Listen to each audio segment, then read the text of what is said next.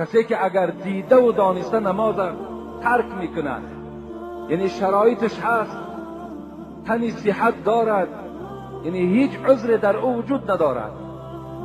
ما عذرهایی برای ترک نماز هم برای شما بیان کردگی هستیم.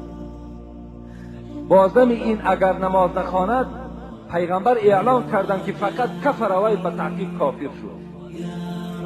این حدیث شیخ محمد اسلمی توسی میگوید 30 سال در دست من فقط جستجو در قرآن میکردم با کدام آیت این مانم باشد. عاقبت رسیدم اقیموا الصلاة ولا تکونوا من المشرکین.